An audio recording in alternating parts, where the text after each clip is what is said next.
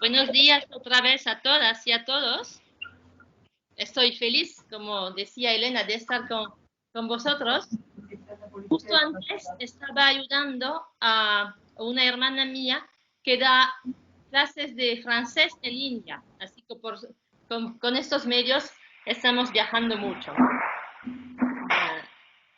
Estoy feliz de hablar de este tema del acompañamiento, se oye, se escucha lo que digo. Sí. Estoy feliz de hablar de este tema del acompañamiento porque es verdad que ha sido una realidad muy fuerte en la vida de María Eugenia, ¿no? Y creo que dice muchas cosas de lo que ha vivido, tanto en su vida espiritual que en su vida humana.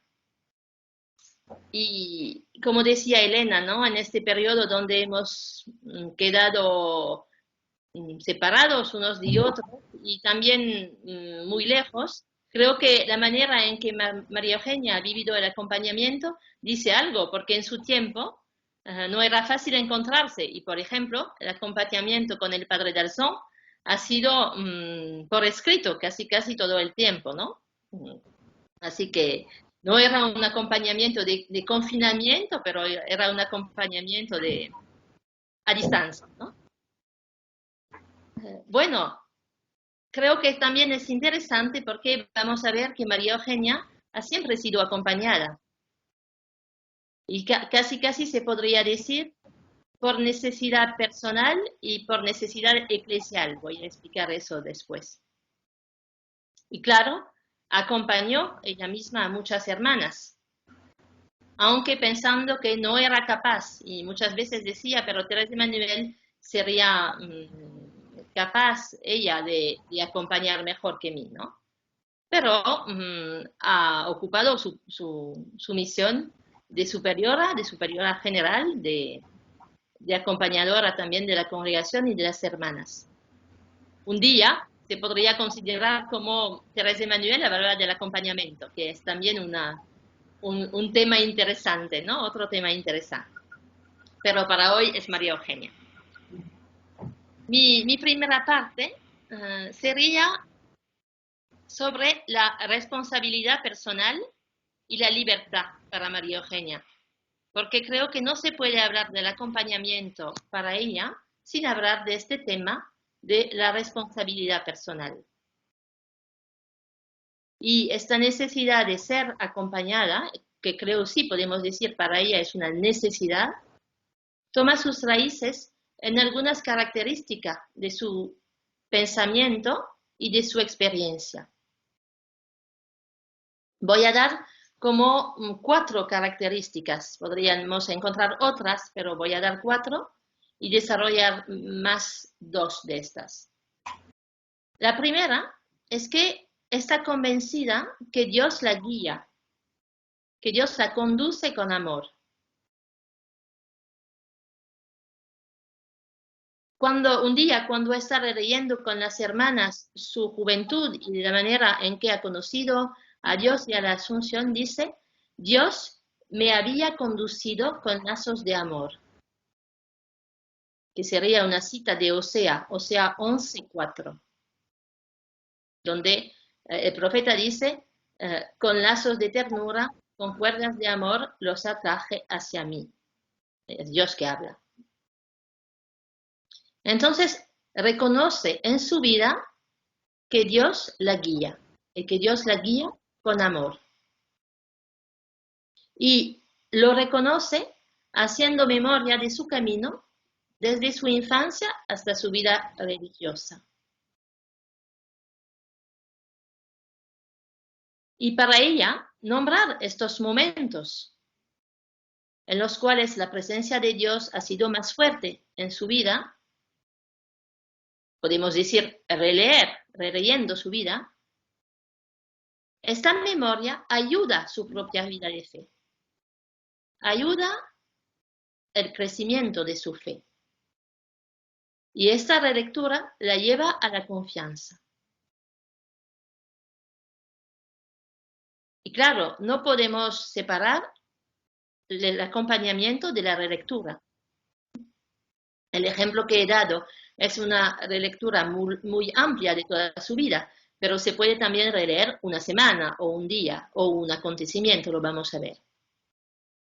Entonces, primera cosa era que está convencida que Dios la guía con lazos de amor y que se pueden reconocer los momentos en que la presencia de Dios no se hace porque está siempre aquí, pero se hace más fuerte, se da a conocer.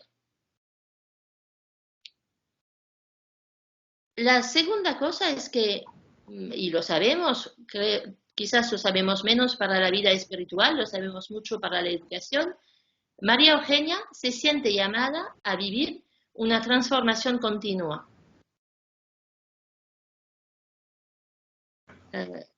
Finalmente entiende la vida espiritual como un camino de transformación. Sabemos que entiende la educación también como una obra de transformación y así para hacer la relación se puede entender por qué la educación tiene algo que ver con la vida espiritual, ¿no? Y entonces, en este sentido, a menudo habla en sus notas íntimas de una renovación total. Casi cada retiro del año subraya la necesidad de recrearse, de transformarse, o más bien dejar que Dios la transforme. En este movimiento de transformación continua que está viviendo, nombra la necesidad de dar espacio para que Dios pueda actuar en ella misma. Y utiliza incluso la imagen de la oruga y la mariposa para hablar de eso. En uno de sus capítulos.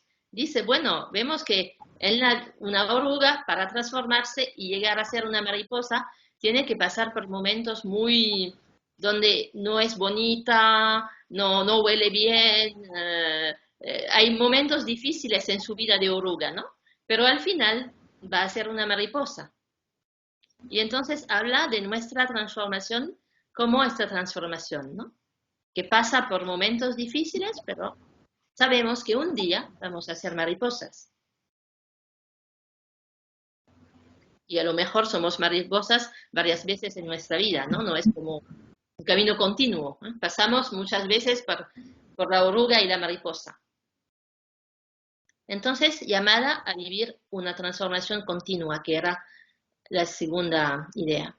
La tercera, y esa la voy a desarrollar mucho, es que tiene una idea muy fuerte de la responsabilidad personal que tenemos en nuestra vida en general y especialmente en nuestra vida espiritual.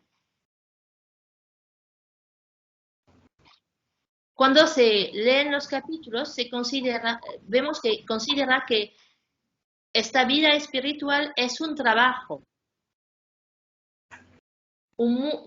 muy grande y emplea muchas veces la palabra trabajo. Este trabajo para ella, para adecuarse a la llamada de Dios, para ajustarse continuamente. Y María Eugenia llama muchas veces a las hermanas y las invita a hacer esta pregunta: ¿qué hago de mi vida? Es una pregunta que vuelve muchas veces de maneras diferentes, no es siempre así, pero quiero decir lo mismo, ¿no? ¿Qué hago de mi vida? Toda su visión de la persona humana se apoya sobre esta gran importancia de la responsabilidad. Finalmente, podemos decir que para ella, ser libre quiere decir ser responsable. Y ser responsable no significa tener derechos o poderes, sino tener obligaciones y deberes.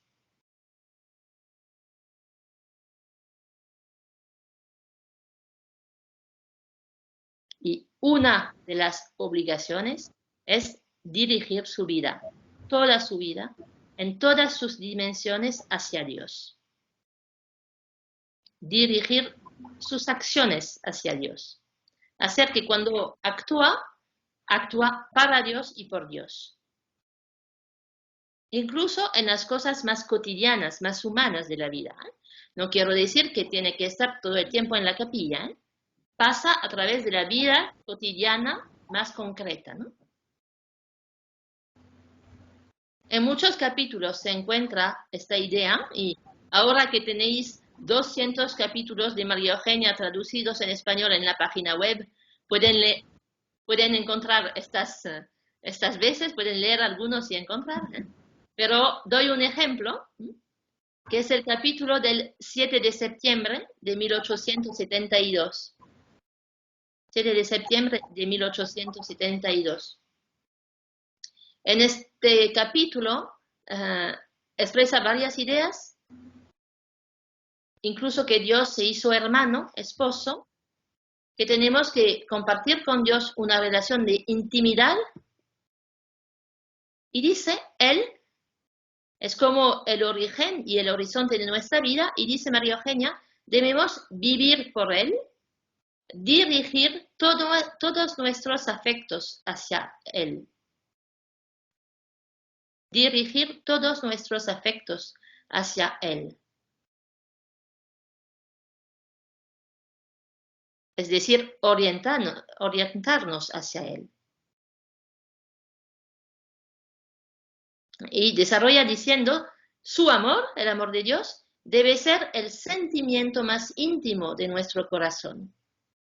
Y toda nuestra vida debe orientarse especialmente hacia este único objetivo.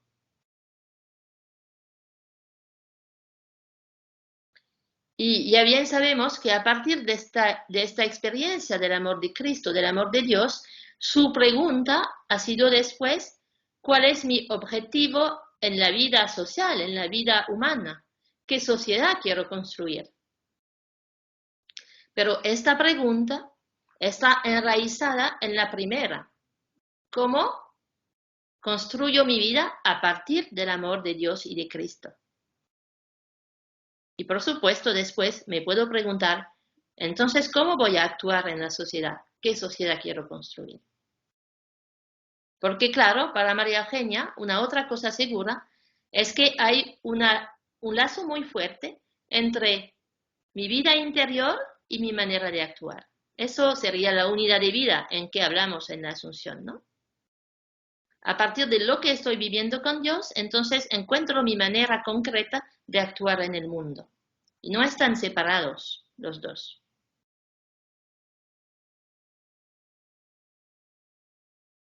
En un momento dice que vamos a demostrar nuestro amor para Dios, empleando toda nuestra vida para cumplir su voluntad.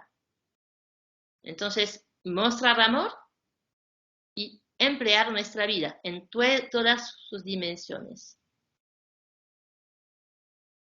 Y entonces, en este sentido, moviliza a las hermanas sobre la necesidad de utilizar todo lo que ocurre en el beneficio del amor, también los sufrimientos, las cosas que no nos gustan. Dice, a veces consideramos que los sufrimientos, por ejemplo, no lo utilizamos en beneficio del amor. Y dice ella, por el contrario, hay una oportunidad de amor en lo que es difícil en nuestra vida.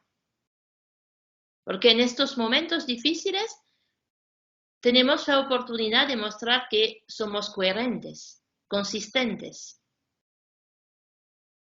Podemos decidir de vivir, de atravesar estos momentos.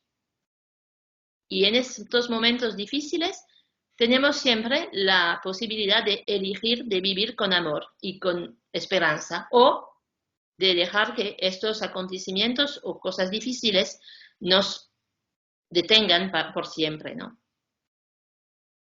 Entonces podemos demostrar nuestra responsabilidad y que somos dueñas de nuestras existencias. Es una manera de ejercitar la libertad.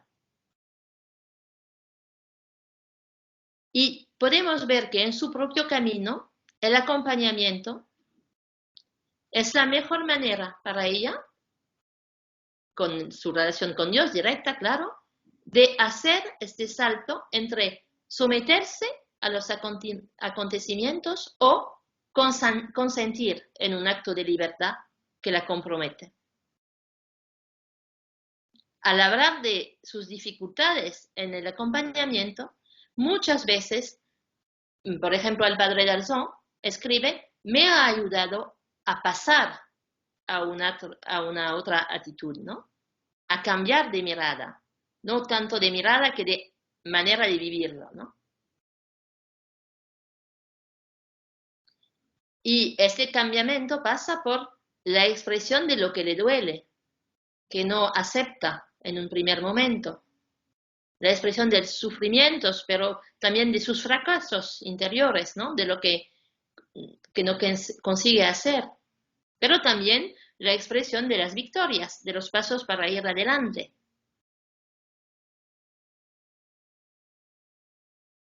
Entonces era la tercera idea, el hecho que somos responsables de nuestra vida y que podemos siempre elegir cómo vivimos las cosas. No lo que vivimos, pero cómo lo vivimos.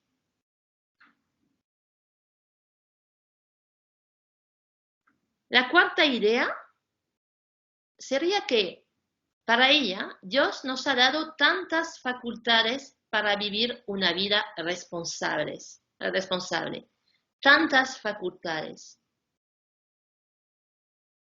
En 3 capítulos del año 1880, que serían el capítulo del 17, 24 y 31 de octubre, 1880, hace un comentario del Evangelio de los Talentos. Y un capítulo es ¿qué has hecho con tu inteligencia? El segundo es ¿qué has hecho con tu voluntad?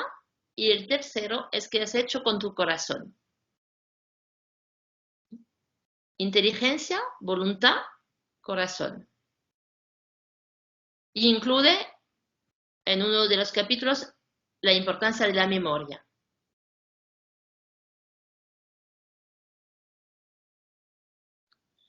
En el primer capítulo sobre la inteligencia, porque ella considera que estos talentos que hemos recibido de Dios son estas facultades humanas que he dicho y que tenemos todas estas facultades.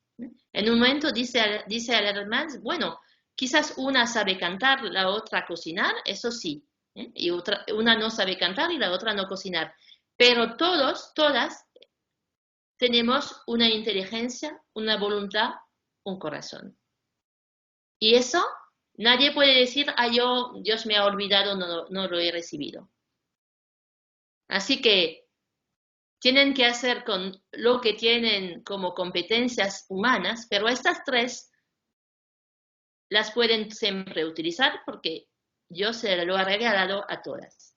Y entonces en el primer capítulo dice, o pregunta, ¿qué uso dais a vuestra inteligencia, a vuestro corazón, a vuestra memoria? ¿Hacia dónde se dirigen vuestras manos y vuestros pies? ¿Hacia dónde se orientan vuestros pensamientos, vuestras palabras, que son tan importantes? ¿Hacia dónde se orientan vuestros afectos? Se puede ver que está muy cerca en estas preguntas de lo que decimos en la educación, ¿no?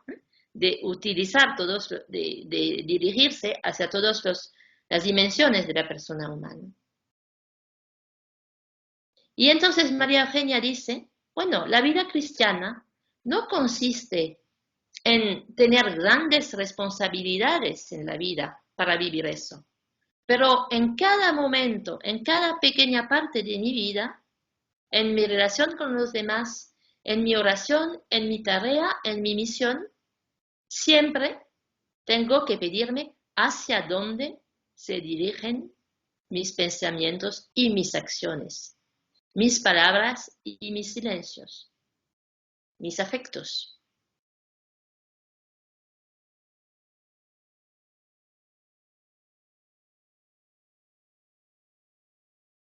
Y bueno, a partir de estas preguntas, puede elegir lo que vive de verdad en su vida.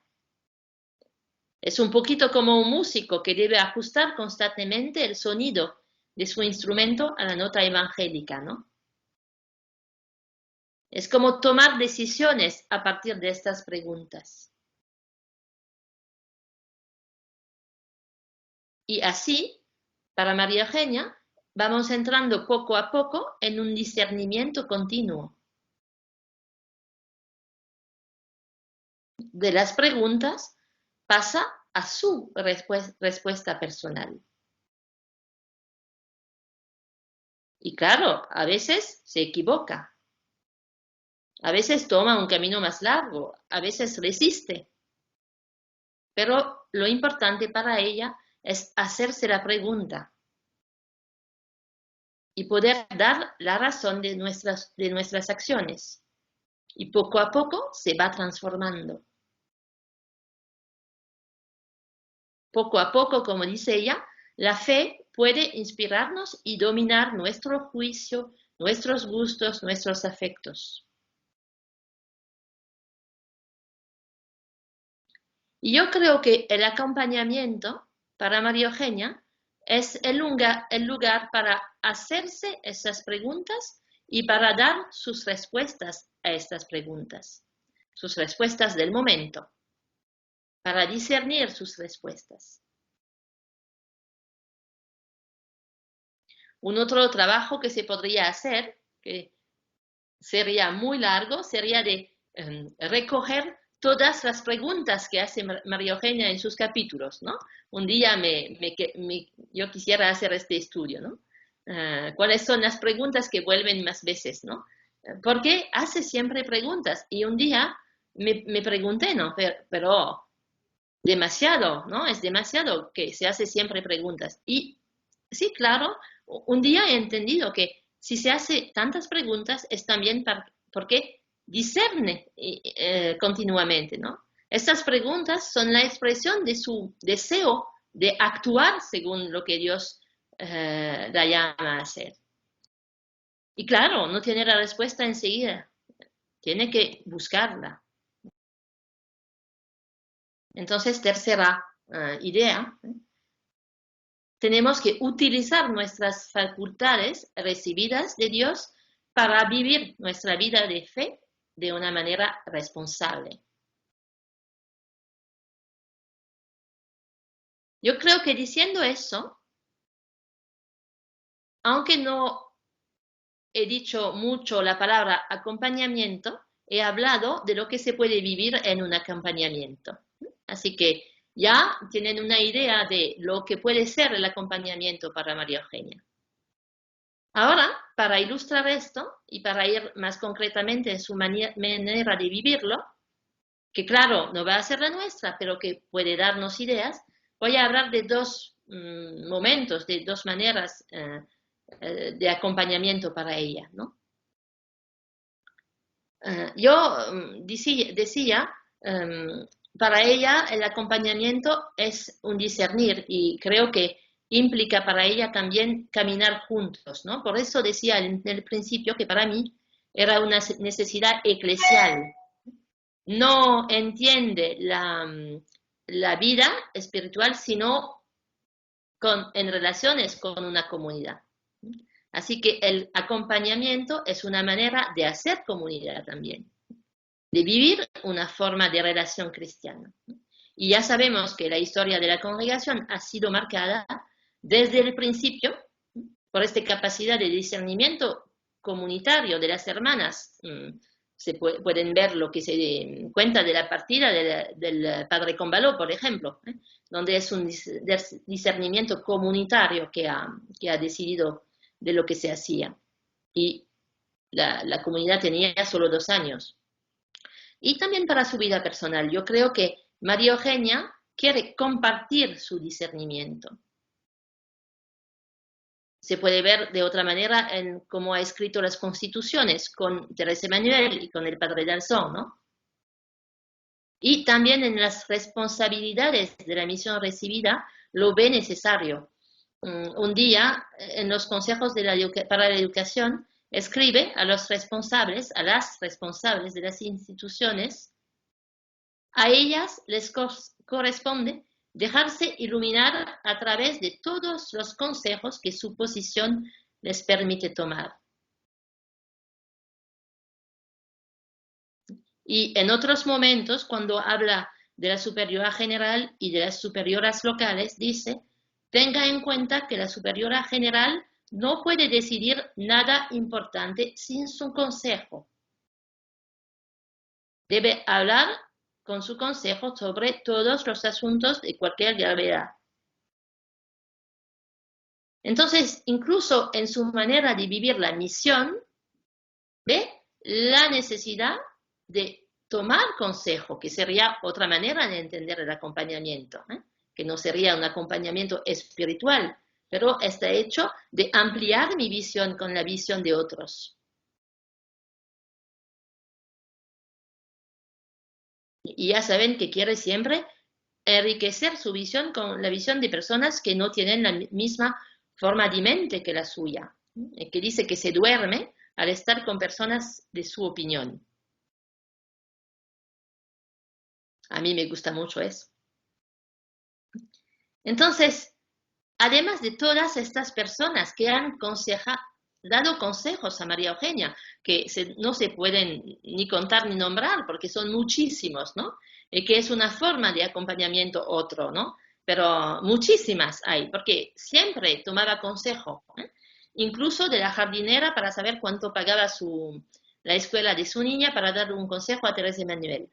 Entonces, era una manera de ser permanente para ella.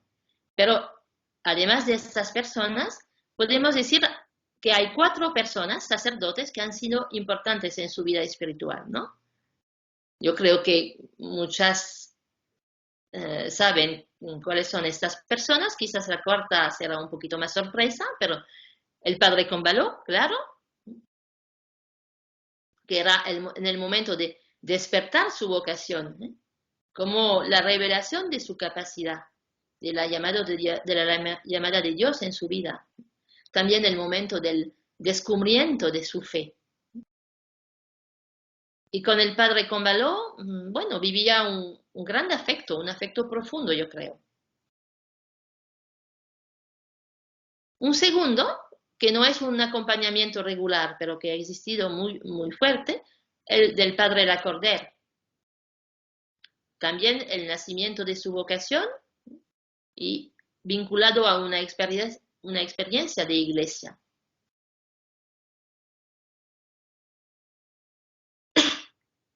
Claro, el padre Dalzón, que vamos a ver más concretamente, con un acompañamiento mutuo, una amistad muy fuerte también. Y yo diría el padre Picard, que ha sido su confesor hasta el final, ¿no?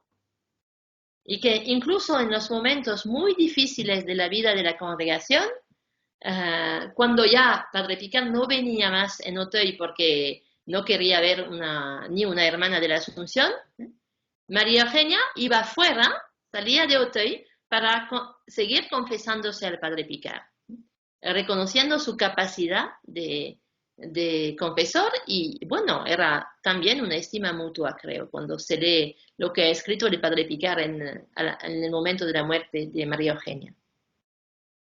Entonces, como 4 figuras, hubiera querido tomar una figura de hermana, pero para decir la verdad no he tenido el tiempo de hacerlo muy concretamente y no quería decir cosas generales, así que un día quizás lo podré hacer. Pero estos 4 sacerdotes, y bueno, voy a hablar de 2 de ellos, Lacordaire y Dalzón.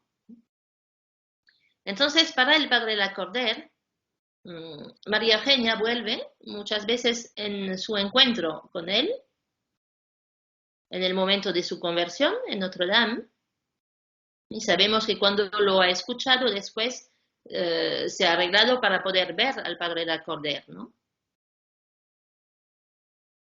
Y lo ha encontrado en su casa donde vivía, ¿no? Ha tenido una conversación con él y No sé, bueno, no dice que no ha dicho cosas muy importantes, solo darle libros para leer. Ha leído estos libros que le han ayudado y tras este encuentro no volvió a ver al padre Lacordaire para una dirección espiritual, porque no ha sentido como esa conexión de fondo de la vida espiritual. Pero cuando ha sentido que el padre Combaló hacía problemas en la fundación, volvió María Eugenia a tomar contacto con el padre Lacordaire. Era en 1841, en el momento muy difícil. Y se nota que tenía una confianza grande en el padre Lacordaire. Y me resulta interesante porque se nota que contacta el padre Lacordaire para un punto muy concreto que es su relación con la iglesia. No le dice voy a contarle toda mi vida interior, espiritual, personal, íntima. No, no, no. Necesita alguien que la ayude a adoptar la actitud justa en la iglesia, con la iglesia. Y es en esta situación que está releyendo su experiencia de Dios y de la iglesia. Así que la relectura que va a hacer en este momento es muy contextualizada en lo que sufría de parte de la iglesia.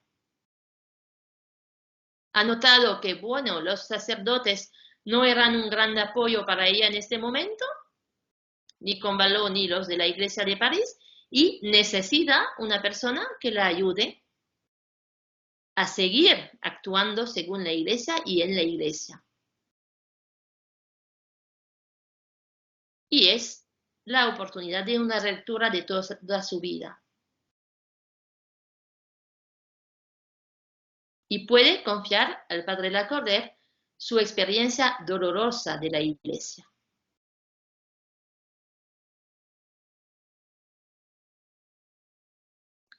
En una otra carta, María Eugenia parece intuir una relación epistolar prolongada con él, como una relación que le permitiría siempre encontrar un consejo necesario. Y bueno, pide al padre Lacordaire que pueda escribir cuando quiera, cuando tenga una pregunta, que pueda escribirlo para tomar consejo.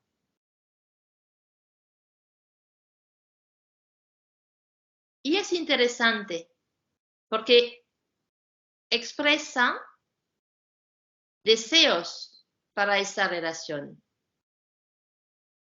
Pone como condiciones a esta relación, María Eugenia, por sí misma. Dice que es necesaria la total libertad del padre Lacordaire para responder o no a sus peticiones.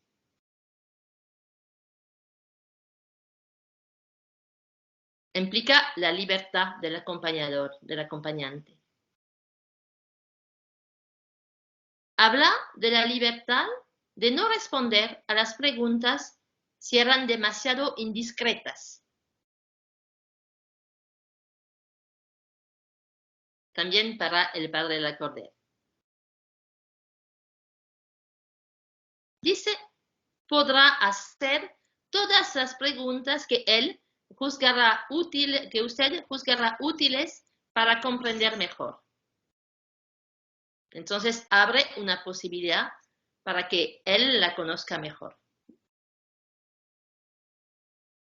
Y se reserva también a ella la libertad de expresar, en caso necesario, su dificultad para responder o su deseo de no responder.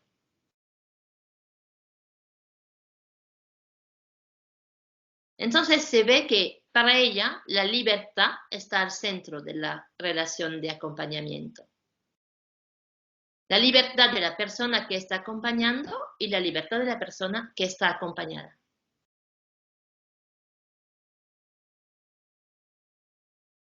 Y última cosa, pide por misericordia. Dice misericordia por el exceso de ignorancia que demostró a veces, ¿no? Misericordia, para mi falta de experiencia, podemos decir.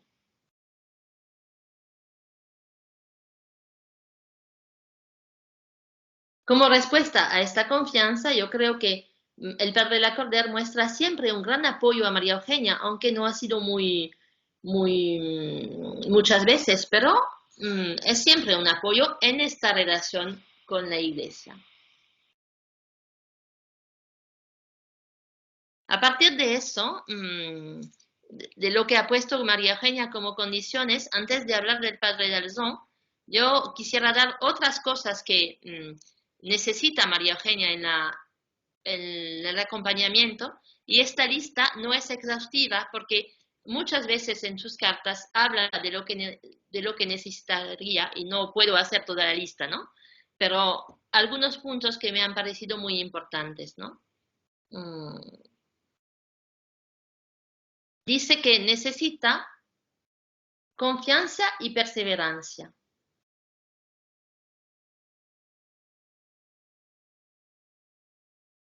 Dice que necesita poder escribir cuando quiera, en el sentido que tiene que ser muy sencilla para decir espontáneamente lo que necesita, que no tiene que hacer cosas complejas para decir es el momento, no es el momento, le voy a tomar tiempo, bueno, no. Y Padre Lacordaire dice, bueno, yo seré tan sencillo con usted como usted lo es conmigo. Entonces, una forma de sencillez.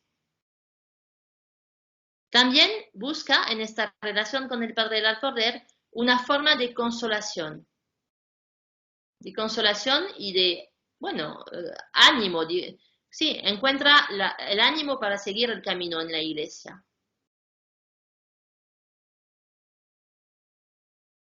Y como una forma de seguridad, perdón.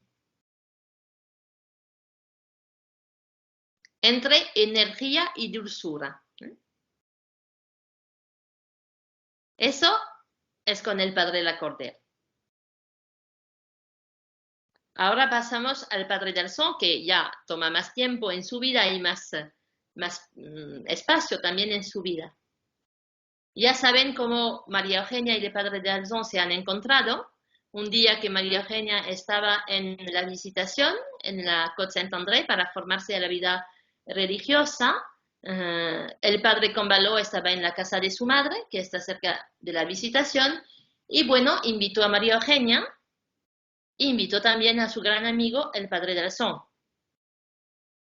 No han podido hablar mucho porque el Padre Combaló vigilaba mucho sobre su oveja, así que no se podía acercar de tantas personas, ¿no? Pero se han encontrado y han sentido cada uno que, bueno, había como una forma de complementariedad entre los dos pensamientos, ¿no? Y en un momento María Eugenia, siempre cuando siente que el Padre Combaló no podrá ayudar mucho a la congregación hasta el final, pide al Padre Combaló de poder hablar o escribir a alguien otro. Y Combaló, bueno, no es muy de acuerdo para eso, solo da el permiso a María Eugenia para escribir al Padre Dalzón, su grande amigo, en que tiene confianza. Entonces María Eugenia va a hacerlo. Y en esta parte voy a citar mucho al Padre Dalzón porque es interesante lo que dice sobre el acompañamiento. Entonces, a esta carta que le escribe María Eugenia en los primeros meses de la fundación, el Padre Dalzón responde el 29 de septiembre de 1839. Ven que es realmente el inicio. Responde Recibí su carta del día 18 hace pocos días. La obra a la que se ha dedicado es demasiado importante como para elegir todos los sacrificios. Exige, sobre todo, aquellos que puedan ayudar a mantener la unidad. Es mucho más ventajoso para el señor Combaló conocer todos sus pensamientos que si no los conociera, con el pretexto de que usted temería desanimarlo. Puede consultar a otros sacerdotes que no sean él, pero solo después de haberle advertido. Si cree que debe escribirme de nuevo, crea que le responderé con la misma sencillez y franqueza. Solo trata de obtener el permiso por el bien de mi conciencia y la suya. Bueno, es interesante porque nos dice algo del acompañamiento que es la rectitud, asociada también a la franqueza y la sencillez, ¿no? Pero la rectitud. Y Padre Dalson y María Eugenia van a poner mucha importancia a esta rectitud.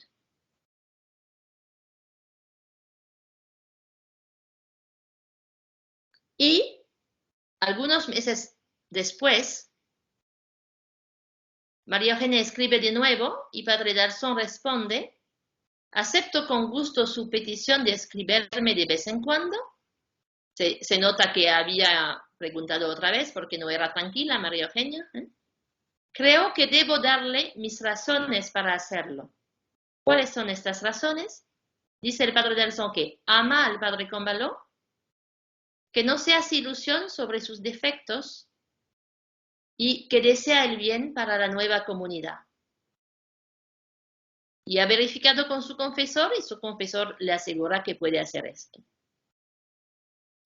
Aquí también podemos ver, ¿no? Después de la rectitud y la sencillez, encontramos la benevolencia del acompañante. Su deseo con la persona que está acompañando de construir el bien, de construir para el bien. Y claro que en esta época nuestra, que es la época de los abusos, eso es muy importante, ¿no? ¿Cuál es el motivo de actuar del acompañante? Y añade el Padre Dalson algunas condiciones, dice él, para nuestras relaciones. Y voy a dar estas condiciones. Primera condición, la mayor libertad para suspenderlos cuando usted o yo lo consideramos oportuno. Nunca, dice él, asumo acompañar a nadie sin esta condición. Encontramos de nuevo la importancia de la libertad mutua. Segunda condición, mientras duren las relaciones, la mayor franqueza. Y explica, lo digo en el sentido de que cuando no quiere hablar conmigo de algo, me diga que no quiere hablar conmigo. No puede ser más claro, ¿eh? Y dice, eso será suficiente para mí y prometo no ir más allá. Entonces, el respeto también del límite, de la limitación que pone la persona que está acompañada.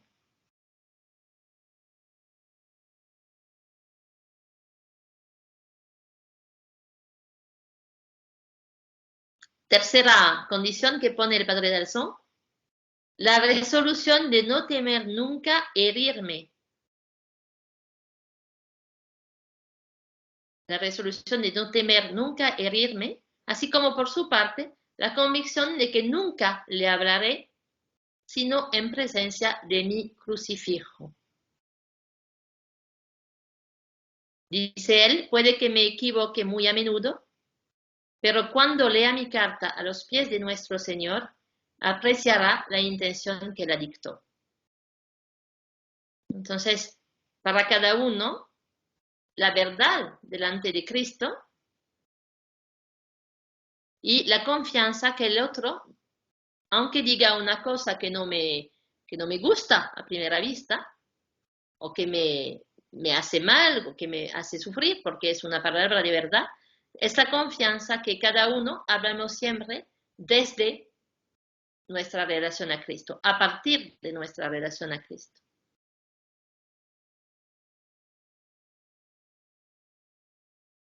Y pone una cuarta condición que es la condición de la prudencia y de la confidencialidad. Bueno, esta condición creo que no hemos tomado en cuenta, porque voy a decir lo que dice el padre Dalzón y van a reír. Lo que ya ha entendido es que es necesario todas las precauciones de prudencia para que mis cartas no caigan en manos de nadie. Bueno, como estamos leyendo las cartas del padre Dalzón, ya, pero era una precaución de confidencialidad en el momento, que claro, no se comparte con otros lo que se dice en este momento de intimidad del acompañamiento y que casi no se habla incluso de la misma manera, ¿no? En un acompañamiento. Esa carta del padre Dalzón nos revela que, otra vez, que en este acompañamiento va a actuar para el bien de la persona, para el desarrollo de la persona de María Eugenia, a partir de su fe y de su relación con Cristo, en una gran libertad y confianza.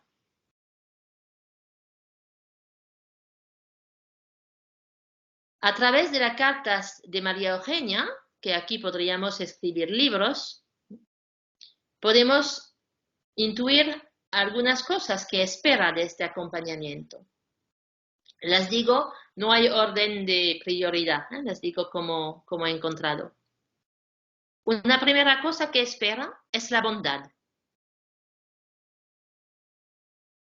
Y dice esta cosa bonita en una carta de 1840, me siento mucho más humilde cuando me tratan con amabilidad.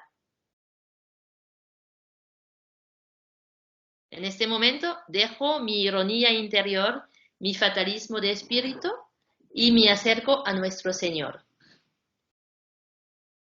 Entonces la bondad. Una otra cosa que espera es la comprensión. Un ejemplo, dice, recibí su carta del 6 de mayo, era en 41, y al principio me dio un placer proporcional a mi ansiedad y un gran bien, porque sus palabras son tan apropiadas a mi manera de entender, que cuando otros me han apostado y usted finalmente vuelve a hacerlo, es para mí como si oyera a alguien que habla francés después de 1000 lenguas incomprensibles, ¿no? Entonces se da cuenta que el padre Danzón habla la misma lengua que ella,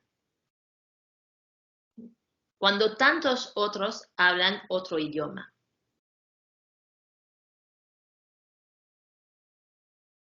Y eso sí, no tengo tiempo de desarrollarlo, pero creo que es una característica muy fuerte de María Eugenia antes de encontrar al padre Dalzón, es que ha buscado mucho la persona adecuada, ¿no? Se ha equivocado, ha intentado con otros, con varias personas. Una otra cosa que espera es la respuesta a sus preguntas o peticiones. No la respuesta como dar la solución a un problema, pero cuando tiene pregunta, alguien que la ayuda a encontrar preguntas, pistas. Y en este sentido, como lo que espera también es como una asesoría, el hecho de tener consejo por parte de la persona.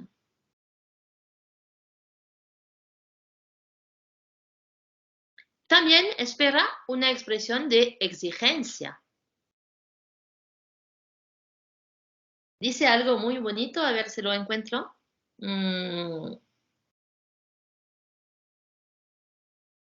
Dice que a veces, cuando va a confesarse, los confesores son tan suaves, dulces con ella, comprensivos, pero hasta el máximo, que casi no se siente entendida y que necesita una persona exigente con ella, ¿no? Que la pueda lanzar para vivir otra cosa, para ir más allá, ¿no? No que le diga, te entiendo y sí, tienes toda razón, lo que vives es difícil, no te vas a mover y te vas a quedar aquí, ¿no? Dice, a veces cuando me voy a confesar siento eso, ¿no? Son demasiado dulces o demasiado duros, pero esta persona que es exigente en el respecto es muy difícil que encontrar, ¿no?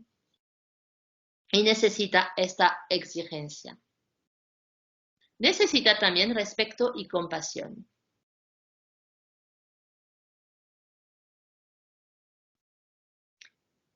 Y bueno, todo eso sería lo que necesita, por fin, es el apoyo en su búsqueda de santidad y de fe.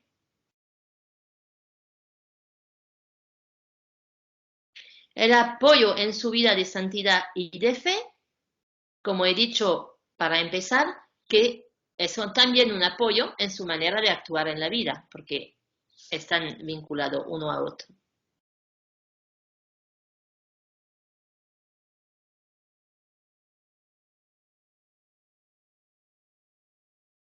Entonces, como si el acompañamiento que hace con el Padre Darzón en un ambiente muy sencillo, muy libre, le permite de hacer camino para poco a poco entender cómo responder a la llamada de Dios. Vuelvo a lo que decía al principio, y también una oportunidad de entregar lo que está viviendo. Para ella emplea mucho la palabra obediencia, pero porque está en el ámbito, el contexto de la vida religiosa. Yo diría consentir, ¿no? Consentir a lo que adviene y entregar lo que hago. Como una manera, cuando lo entrego, de entregarlo también a la mirada de Dios.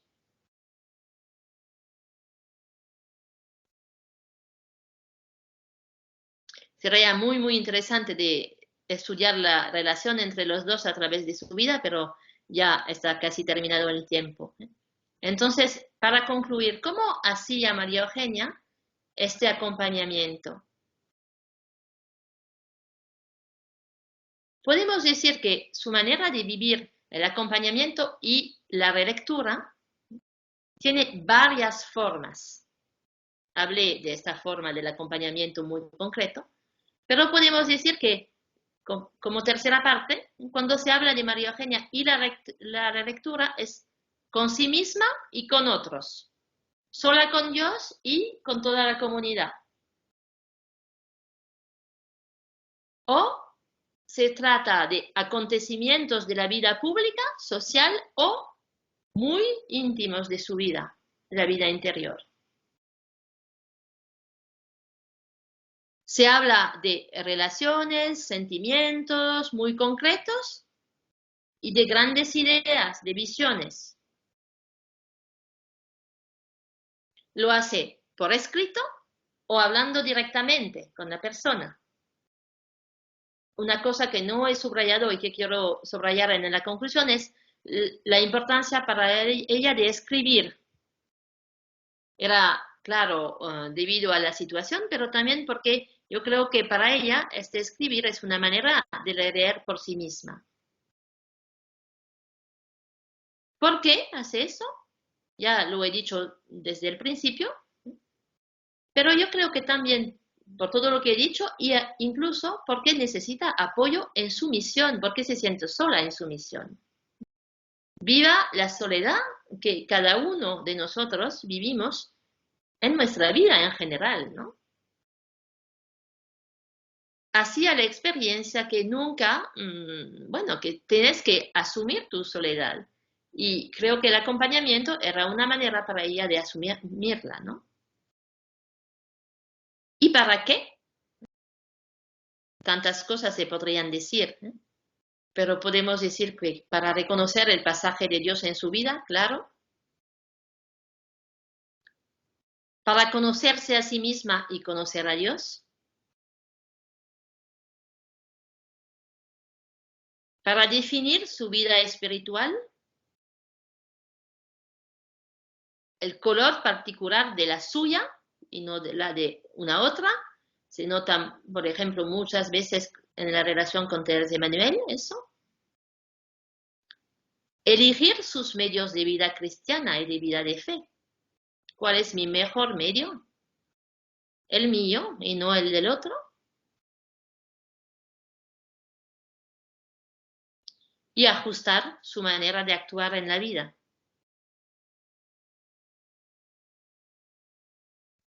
Así que esa idea que subrayaba al principio, que era de decir que María Eugenia reconocía que Dios la guiaba con lazos de amor, creo que podemos decir que para ella el acompañamiento es una manera de dejar Dios guiar su vida, con la ayuda de un hermano, de una hermana, en un contexto eclesial, de comunidad, en el sentido amplio, la comunidad. Reconociendo que se hace camino con otros, un poco como los discípulos de Emmaus, ¿no?